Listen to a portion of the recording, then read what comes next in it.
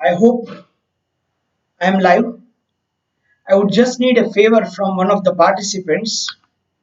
If you could just confirm through a message writing yes that I am audible and the video is visible to you so that we can begin with the talk. I do not have any supplementary system today from where I can just get a response. So if at all someone could favor me just by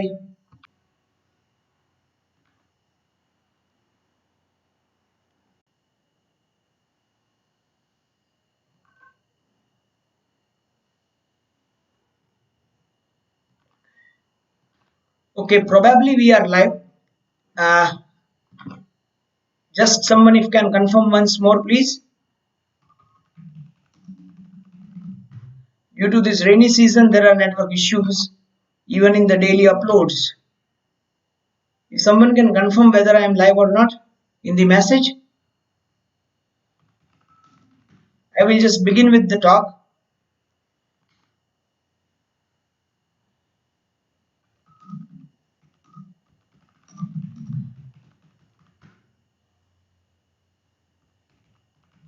Okay,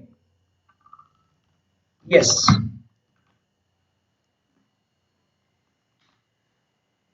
So hello participants and welcome to this online lecture, Ultra Pressure Liquid Chromatography. In this online course, Advances in Chromatography. I am really thankful to you all for your valuable timing and support that you are giving me, and I am getting encouraged to come up with new lectures each and every time. Friends, we are just starting with our talk today, that is ultra pressure liquid chromatography. Whenever we coin this word ultra pressure liquid chromatography, the question comes, why was it required?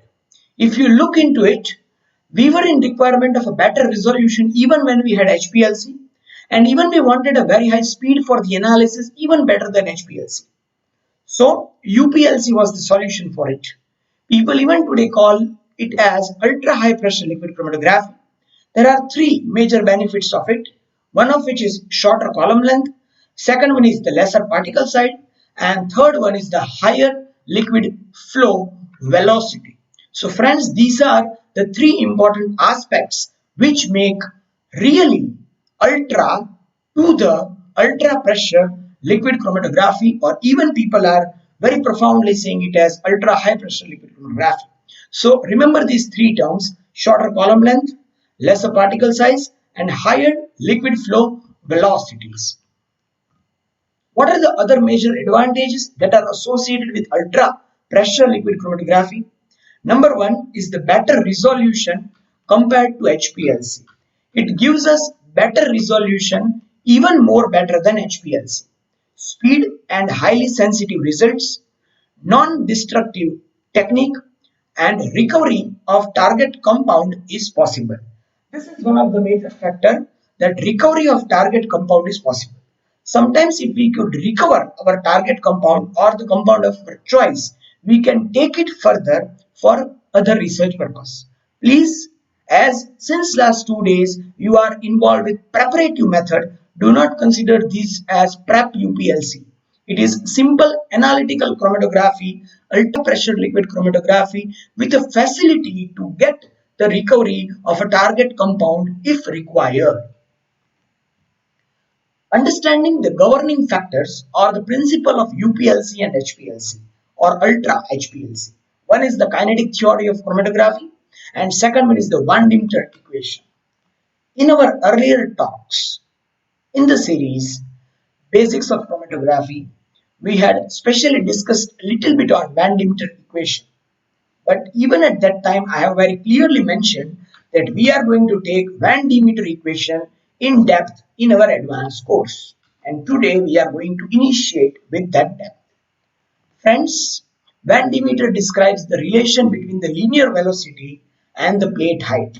This linear velocity is nothing but the flow rate. The DeMETER equation in chromatography was named for Jan van Demeter. It relates the variance per unit length of separation column to the linear mobile phase velocity by considering physical, kinetic and thermodynamic property. Remember one thing very well, that over here the separation column length refers to nothing else but the plate height. Do not get confused at all. These properties include the pathways within the column, diffusion both axially and longitudinally, and mass transfer kinetics between the stationary phase and the mobile phase. Especially when we are talking of liquid chromatography, the mobile phase velocity is taken as the exit velocity. That is the ratio of the flow rate in ml per second to the cross-sectional area of the column exit flow path. Now, just moving a step ahead into Van DeMETER equation. We all know that this equation is H is equal to A plus B by V plus CV, where H is the height equivalent of theoretical plates, L is the column length, N is the number of theoretical plates, where A is the independent of velocity and it represents eddy mixing, which is smallest at small and uniform particle size. So it is directly correlated with particle size. B is the tendency of the molecule to the axial and natural diffusion, diminished effect at high flow rate, represented by B divided by V. I mean to say that this particular value helps us to know the behavior of our particle inside the column depending on the flow rate or the velocity. C. Kinetic resistance to equilibrium in separation process. Kinetic resistance is time lag in mass transfer between gas phase to package stationary phase and back again. It is something that is directly related to retention. So please be very clear. It is clearly related to retention. Now, this Van DeMETER equation has a very popular graph. If you can see over here, in this graph, the y-axis represents the height and the x-axis represents the mobile phase velocity. Friends, I'm just moving a slide back and I'm going to ask you to have a focus on this bold statement, that is Van DeMETER equation describes the relation between the linear velocity and the plate height. Now see over here, plate height on the y-axis and the linear velocity on the x-axis. What do we mean by this? At this particular point, at this particular junction, the height is minimum and the velocity is ideal. Means the separation or the efficiency is maximum. Now, go through this statement. As can be seen from the figure, as the mobile phase velocity increases. Now imagine that if the velocity goes beyond this ideal velocity, so you can see this graph going upward. At this point, the velocity is ideal. But when I cross this point, with the increase in velocity, the graph goes on increasing. Now imagine if the graph goes on increasing, the height also increases, because from this point, the corresponding height is more compared to this ideal point. So, as can be seen from the figure, the mobile phase velocity increases beyond the ideal velocity. Whether it is in HPLC or UPLC, the plate height increases. Now, go back over here. H is equal to L by N. Now, if you remember our basic talks, we have always mentioned that when the plate height increases, number of theoretical plate decreases. Now, you will ask, sir, go in the detail of this. I would request you to go through the 9th lecture of the basics of chromatography after this live show, and you can get an idea for that. But friends, remember this statement very well. When the height of each imaginary plate increases, the total number of plate decreases. As the total number of plate decreases, even at that time I have used the typical word barrier. When the number of barrier decreases, the separation decreases. So remember very well, on increasing the height of each theoretical imaginary plate, the total number of plate decreases, and the decreasing total number of plate decreases the efficiency with which we are trying to separate. When the particle sizes again decrease, so this was the first point, that by chance, if at all, I increase the height for each theoretical plate, then the velocity will increase. And if that velocity will increase, then in turn the efficiency will decrease. When the particle size decreases, the efficiency again increases. Why? When I'm decreasing the particle size, yes, absolutely right. Again the height will decrease. And when the height will decrease, n will increase, number of theoretical plates. And again, the flow rate will be compensated. Remember very well, excessive increase in flow rate on the basis of the Van DeMETER equation clearly states the increase in height of each plate.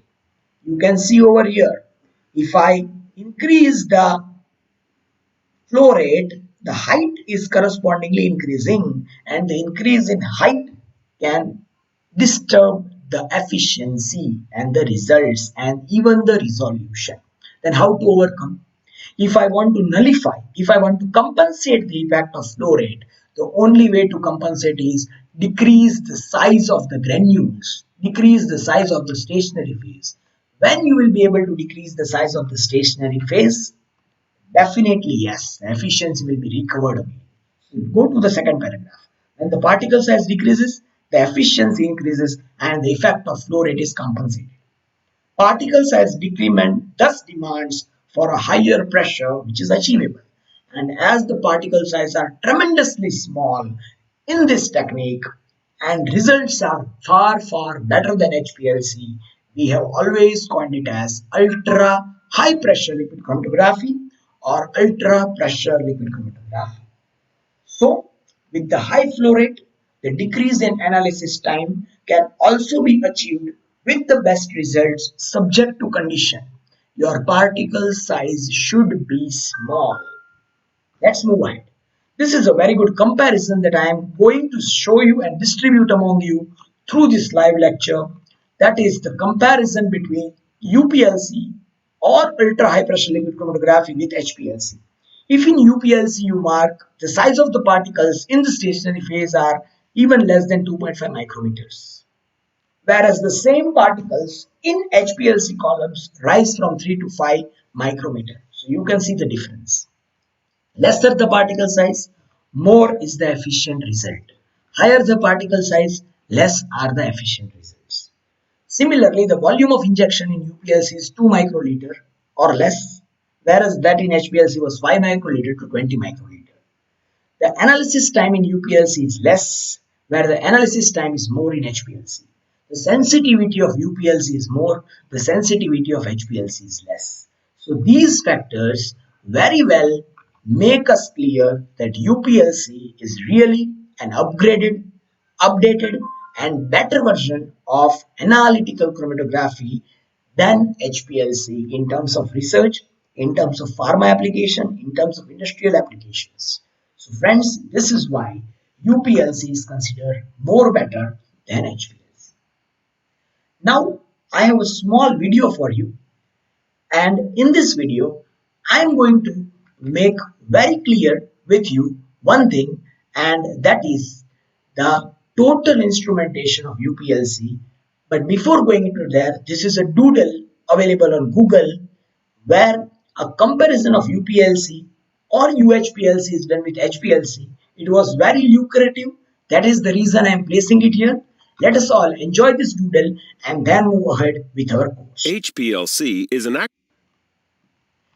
Friends, I am just increasing the volume of the desktop for your facilitation, and that might be the reason I am acronym for stopping. high-performance liquid chromatography. The words chromato and graphy literally mean color writing.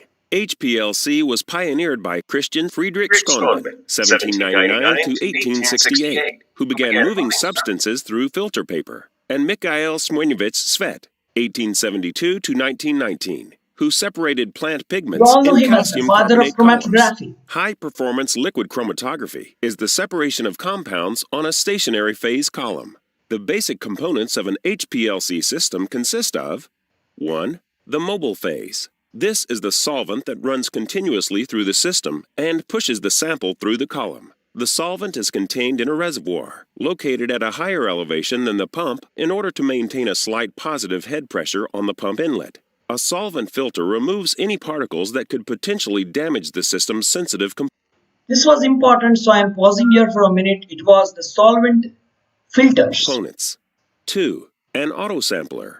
The autosampler stores the sample vials or plates in a temperature-controlled environment and injects the desired sample when instructed by the data system. When a separation needs to be performed, the autosampler switches the valve in order to fill the sample loop with the sample for analysis, then switches back to inject the sample. You very well know that even autosamplers are used, and even today, apart from autosamplers, people are also well versed with the manual injectors, what I have made you An study. autosampler allows the user to perform multiple sequences of runs unattended. 3. A column. The column is packed with a stationary phase that separates the sample. A nonpolar silica-based phase is the most common phase for reversed phase HPLC. The longer the column. We have even mentioned in our earlier lectures that column is the heart of HPLC, and this is what I am demonstrating here by the courtesy of Thermo Fisher, Google, and YouTube. The higher the efficiency and resolution, the shorter the column, the faster the separation. Also, the larger the column diameter, the greater the loading capacity. Friends, these are the three important aspects that we have already discussed in MPLC as well as yesterday, and today also we are going to throw a very wide light and exposure to these topics. While the narrower the column, the greater the mass sensitivity. 4. One or more detectors in series. The detector receives the result of the sample separation from the column and monitors a physical property which changes as the sample elutes. And 5. A chromatography data system, CDS. The data system translates the signal from the detector into a chromatographic spectrum that provides qualitative and quantitative data about the sample. The data system allows complete control of the pump, autosampler, and detector. All of the instrument parameters, automated run sequences, and data collection can be controlled by the data system. What is UHPLC? Now he is shifting to UHPLC. It will be a very shorter part but a very useful part. So let us just check what is this UHPLC. UHPLC, or ultra-high performance liquid chromatography, is a technique that can achieve increased separation efficiency. So the efficiency is increasing in compared to HPLC. So even if we are interested in more increased separation efficiency, UPLC is the solution to HPLC. Improved resolution, shorter analysis times, and low. If you remember the basic lecture, I have given a very beautiful example for improved resolution regarding the burette example. The same is the representation over here from this eye. The third one is the shorter operating costs. It does this by using HPLC columns with mean particle size diameters. Yes. Now the video says that what is the difference in the column in UPLC and HPLC. So the modification in the HPLC column is shown here as a part of UPLC. Less than 2 microns, along with the new commercially available instrumentation capable of driving the eluent through the columns at subsequently higher pressure. This allows optimal linear velocities to be reached for smaller particle size columns. To learn more about our HPLC solutions, click on the link below or go to Thermo Scientific. So friends, this is how these lectures have always made me inspired to prepare new talks for you. So let us continue after this comparison to the core part, and that core part is nothing but the instrumentation. HPLC. The instrumentation. The instrumentation over here is again divided into a few basic parts. That is the mobile phase reservoir, the UPLC pump, the sample injector, the packed stationary phase with heater and cooler, the fractional collector, which is at all optional, otherwise you can directly go to detector.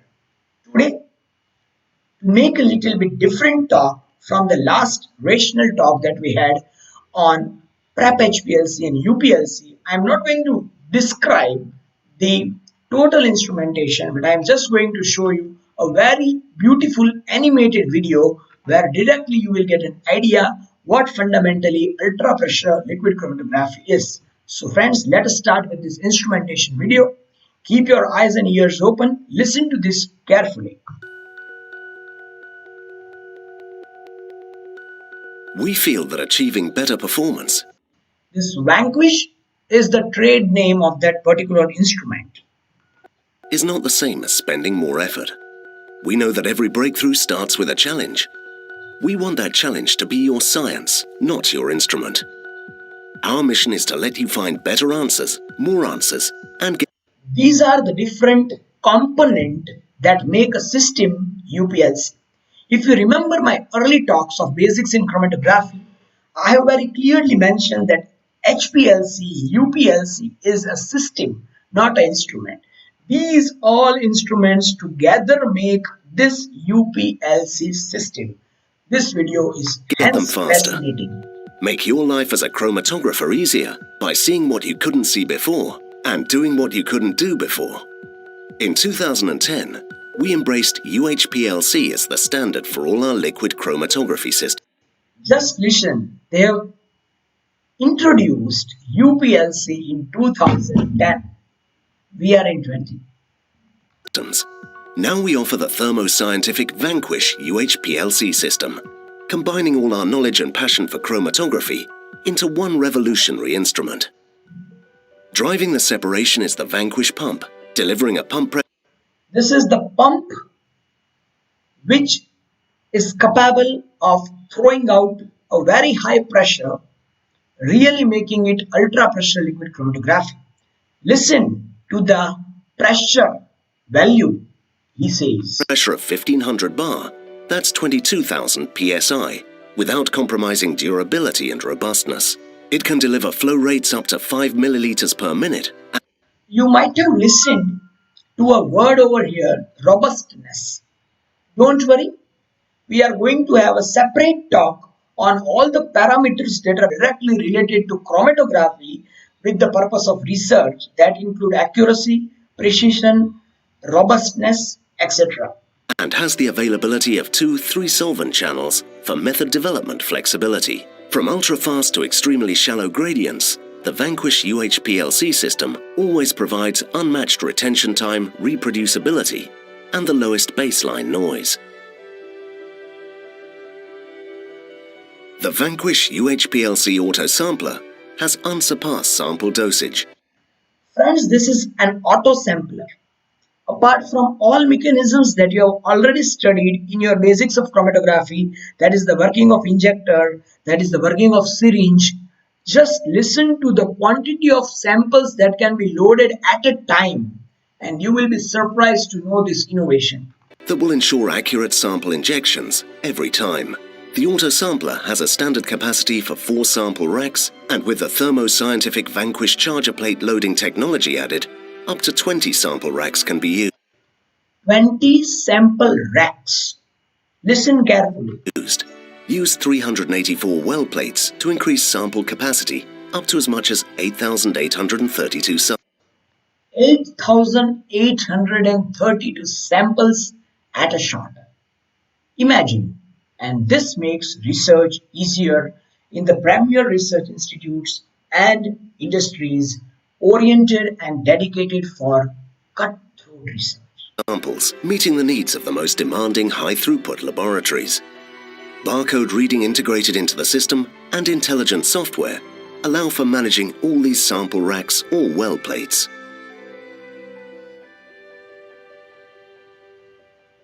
Here you can see the syringe has just taken out a particular sample on the basis of a barcode system developed by the IT developers, and a particular sample will directly be injected into the column.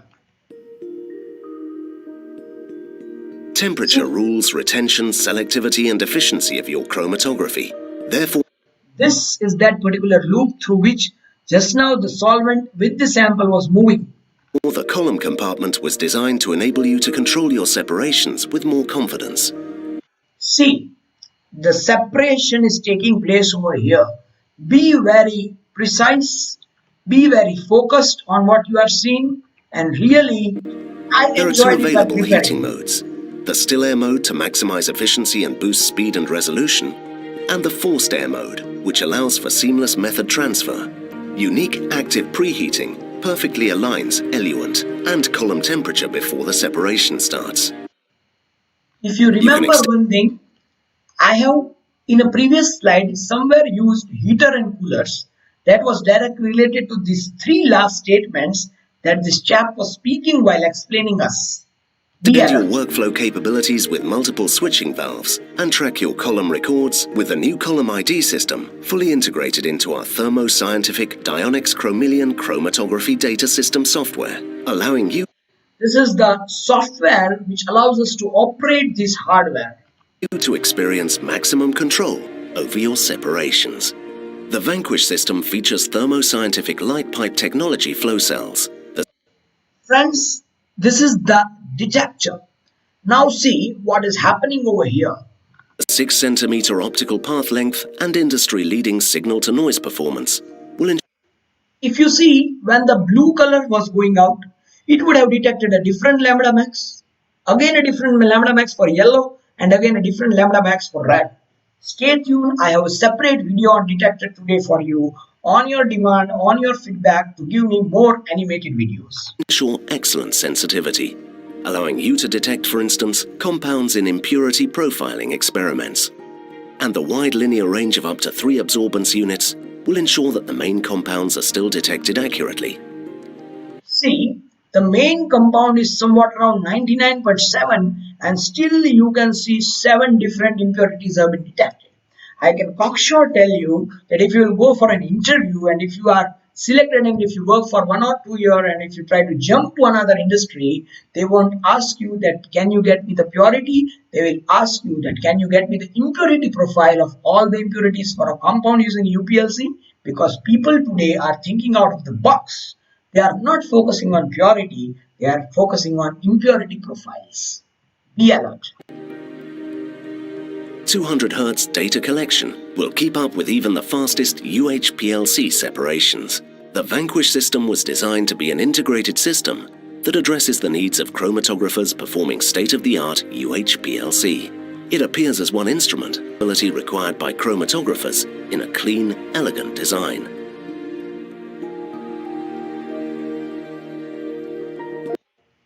So friends, we are now jumping to 2 important parts or components of this system. First one is the sample injector. Sample injection is critical in UPLC.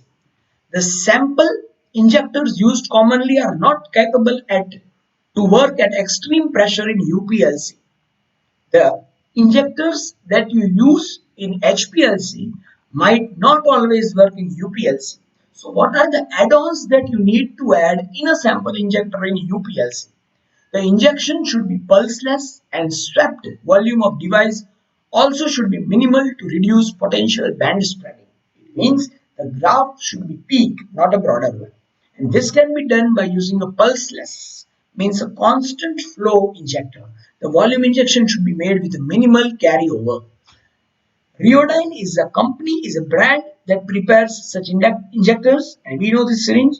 This load and inject position is very well known to you. Even if you have any problem, from the basics of chromatography, you can go 2 different videos. One is ion exchange chromatography and second one is HPLC. I am quite sure you will learn it, you will understand it. And although you have a problem, you can approach me. We will bring a system must provide a reproducible, constant and pulse-free flow operating at high pressure ranging between 8,000 to 15,000 psi. It should provide the required gradient for elution of a variety of compounds. Means it has to be capable of sucking 2, 3, 4, 5 different solvents at a time, mixing them properly and throwing it out as a mobile phase. Pressure for each solvent has to be maintained.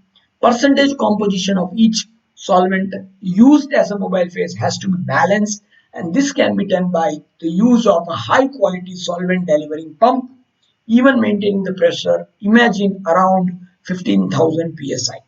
2 separate binary pumps are used to deliver the requisite gradient. The built-in solvent select valves are used to mix up to 4 different solvents for elution. These are the characteristics of solvent delivering pumps. Ultra pressure liquid chromatograph instrument detectors. All over here, UPLC detector is able to provide high sampling rates with narrow peak with a minimal peak depression which prevents wastage of solute. Detectors like PDA, UV visible, RI, light scattering, etc. along with mass and EC detectors can be coupled with the UPLC system. But always students and participants have asked me a question that sir, how a detectors work? And I explain them they absorb a particular frequency of the component if it is a UV visible detector.